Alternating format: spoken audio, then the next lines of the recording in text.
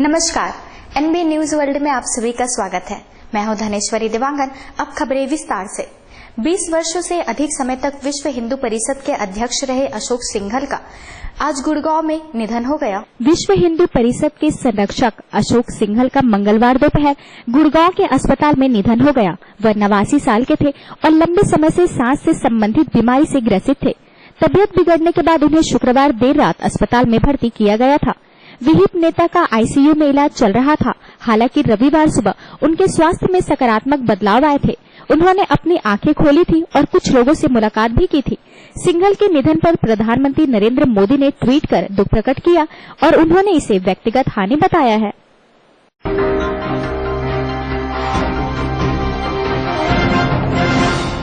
एक पाकिस्तानी चैनल को दिए साक्षात्कार में कांग्रेस नेता मणिशंकर अय्यर ने एक ऐसा बयान दिया है जिससे कांग्रेस की राजनीति परेशानी में पड़ सकती है।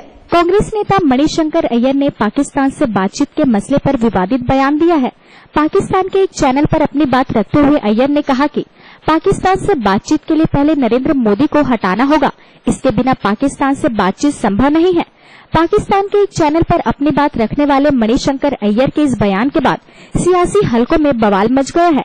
उधर कांग्रेस ने अय्यर के इस बयान से खुद को अलग कर लिया है।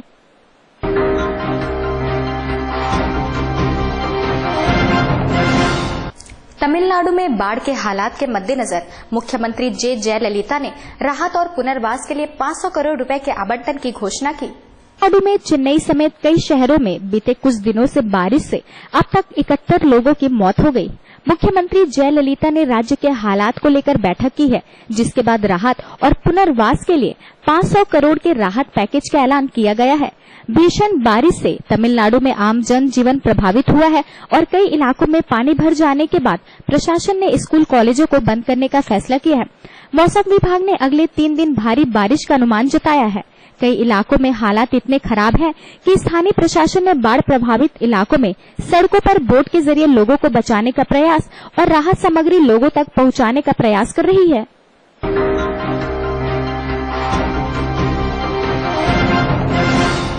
मुंबई में शिवसेना के संस्थापक दिवंगत बाला साहेब ठाकरे का भव्य स्मारक स्थापित किया जाएगा। महाराष्ट्र की सरकार ने शिवसेना के संस्थापक बाला साहेब ठाकरे का स्मारक बनाने का फैसला किया है।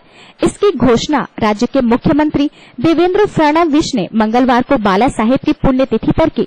इस अवसर पर शिवसेना प्रमुख उद्धव ठाकरे भी मौजूद थे। मुख्यमंत्री ने कहा कि बाला साहेब का स्मारक दादा के शिवाजी पार्क स्थित मुंबई के महापौर के आवास में बनाया जाएगा। उन्होंने बताया कि स्मारक के लिए राज्य के प्रमुख सचिव की अध्यक्षता में बनी एक उच्च अधिकार प्राप्त समिति ने 8 जगहों का चयन किया था। इसके बाद सरकार ने इस जगह को स्मारक के लिए चुना।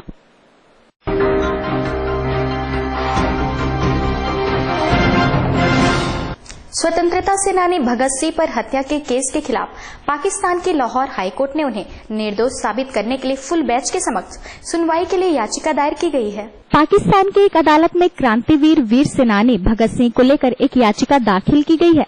याचिका में फांसी दिए जाने के 83 साल बाद बेगुनाही साबित करने के लिए उनके खिलाफ दर्ज हत्या के मामले में एक पूर्ण पीठ द्वारा सुनवाई करने का अनुरोध किया गया है। भगत सिंह मेमोरियल फाउंडेशन के अध्यक्ष वकील इम्तियाज राशिद कुरैशी ने हाई कोर्ट में एक आवेदन दाखिल कर मामले में जल्द सुनवाई की गुहार लगाई। कुरैशी ने अपनी याचिका में कहा है कि सिंह स्वतंत्रता सेनानी थे और उन्होंने अविभाजित भारत की आजादी के लिए लड़ाई लड़ी थी। ब्रिटिश पुलिस अधिकारी जॉन पी सैंडर्स की कथित हत्या के मामले में भगत सिंह, सुखदेव और राजगुरु के खिलाफ मामला दर्ज किया गया था। ब्रिटिश शासन ने 23 मार्च 1931 को भगत सिंह को फांसी दे दी थी। उन पर औपनिवेशिक सरकार के खिलाफ साजिश रचने के आरोपों के तहत मुकदमा चला था।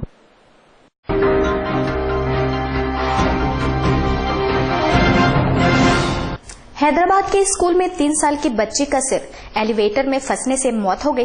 गुस्साए परिजनों ने स्कूल के बाहर हंगामा किया। निजी स्कूल की लिफ्ट में फंसने से 5 साल की छात्रा की जान चली गई। पुलिस ने बताया कि हादसा मंगलवार को हुआ। छात्रा की पहचान नर्सरी में पढ़ने वाली रेहाना फातिमा के रूप में की गई, जो 3री मंजिल पर स्थित अपनी कक्षा में जा रही थी। इसी दौरान वह लिफ्ट के दरवाजे के बीच फंस गई और उसकी मौत हो गई। पीड़िता के माता पिता और परिवार के सदस्यों ने लापरवाही के लिए स्कूल प्रशासन के खिलाफ कार्यवाही करने की मांग करते हुए विरोध प्रदर्शन किया।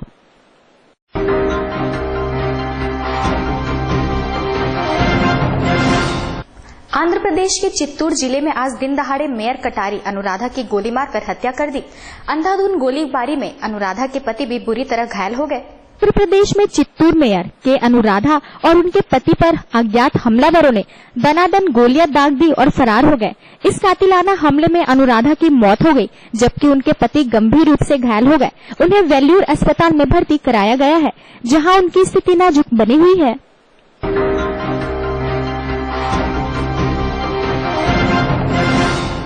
बॉलीवुड के शहंशाह अमिताभ बच्चन ने कैंसर से पीड़ित सौरभ निम्बंकर की आर्थिक मदद करने के लिए लोकल ट्रेन में सफर किया और गाना गाया। महानायक अमिताभ बच्चन ने सौरभ निम्बंकर की आर्थिक मदद करने के लिए लोकल ट्रेन में सफर किया।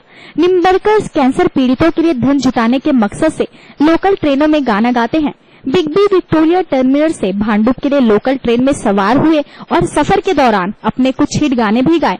सौरभ लोकल ट्रेनों में गिटार बजाते हुए गीत गाते हैं और साथ ही यात्रियों से उनके इसके एवज में जो थोड़ा बहुत धन मिलता है उसे वह शहर के कैंसर पीड़ित मरीजों और उनके परिजनों में बांट देते हैं।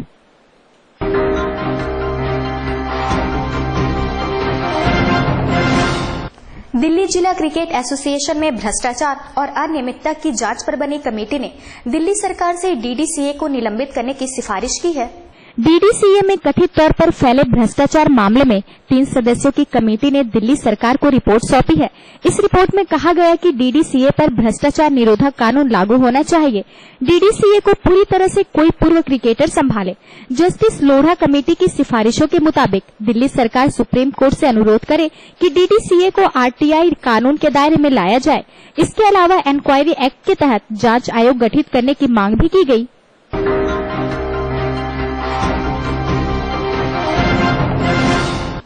दूरदर्शन के स्पेशल प्रोग्राम मेरी आवाज सुनो में प्रस्तुति देने के लिए छत्तीसगढ़ से 2 बच्चियों का चयन किया गया है। दोनों बच्चियां दृष्टिहीन हैं, लेकिन अब वे अपनी आवाज से पूरे देश को मंत्रमुग्ध करने की तैयारी में हैं। दूरदर्शन की गायन प्रतियोगिता के लिए चयनित राज्य की दोनों बच्चियों जशपुर जिले की रूप वर्षा किरकेटा और रायपुर की कुमारी सरिता देवांगन अपनी प्रस्तुति देने नई दिल्ली रवाना होने वाली है।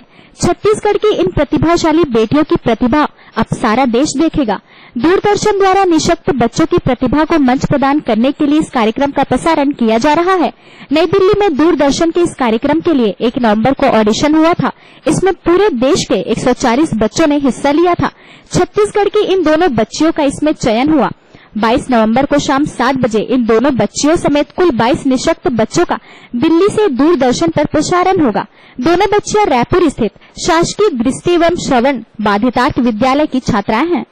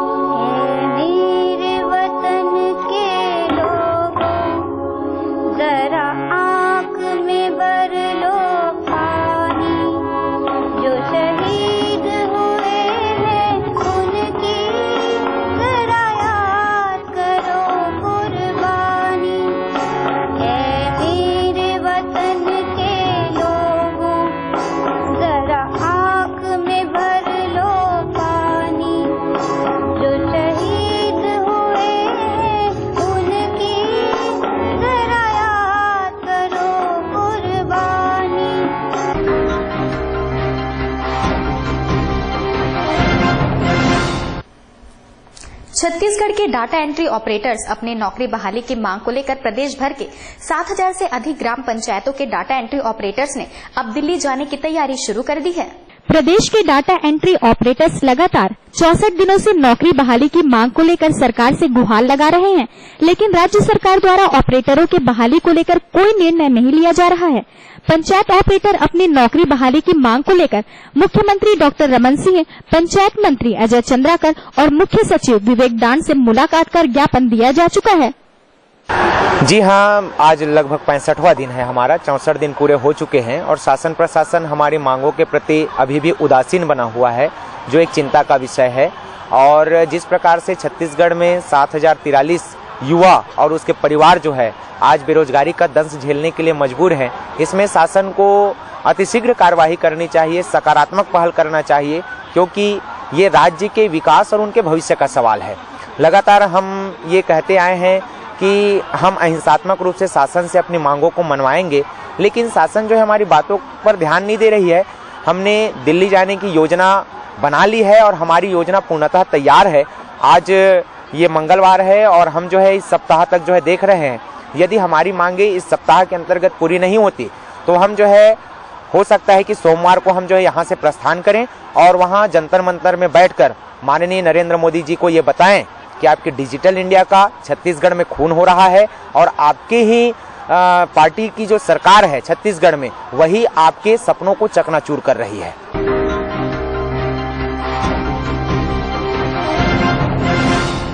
छत्तीसगढ़ की राजधानी रायपुर के पंडित रविशंकर शुक्ल विश्वविद्यालय की परीक्षा व मूल्यांकन पद्धति मजाक बनकर रह गई है।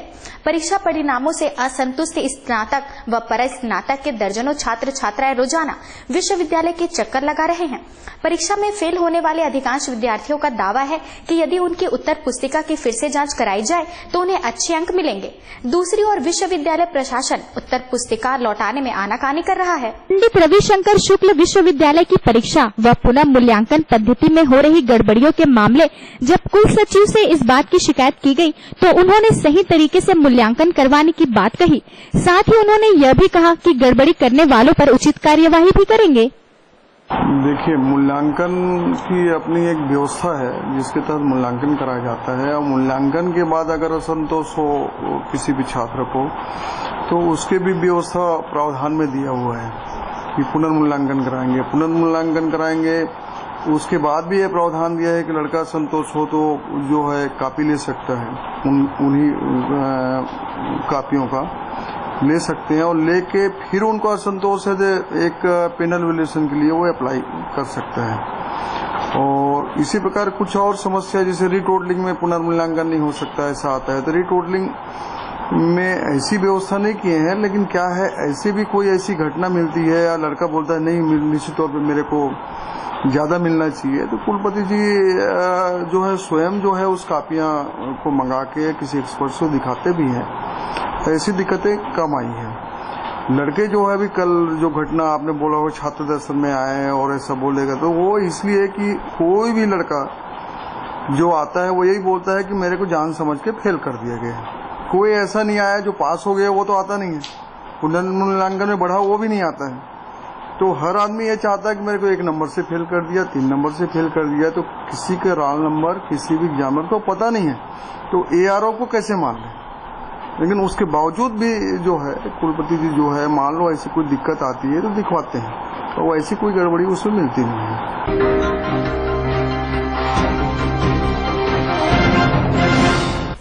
कुशाभाऊ ठाकरे विश्वविद्यालय में आज भूतपूर्व छात्र सम्मेलन का आयोजन किया गया, जिसमें कुशाभाऊ ठाकरे विश्वविद्यालय के विभिन्न डिपार्टमेंट के छात्र शामिल हुए।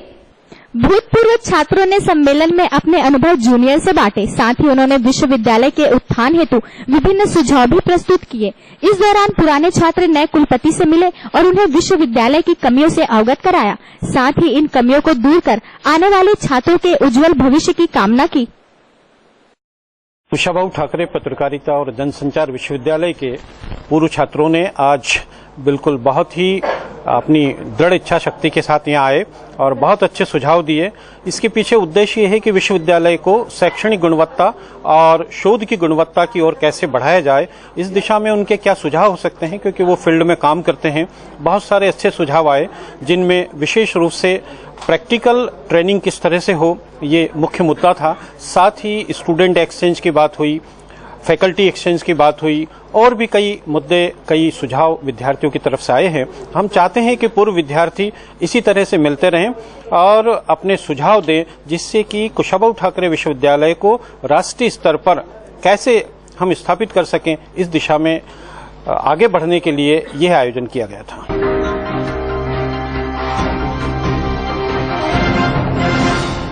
सोमवार को दिल्ली से आई रिपोर्ट में एक महिला की स्वाइन फ्लू से मौत होने की पुष्टि है। मांडर निवासी 35 वर्षीय महिला की अंबेडकर अस्पताल में 4 नवंबर को मौत हो गई थी। राज्य में मौसम परिवर्तन के साथ ही स्वाइन फ्लू के मामले बढ़ते जा रहे हैं। प्रदेश में जनवरी से अब तक स्वाइन फ्लू से 51 मौतों की पुष्टि हुई है, जबकि स्वाइन फ्लू पॉजिटिव मरीजों की संख्या 234 तक हो गई है।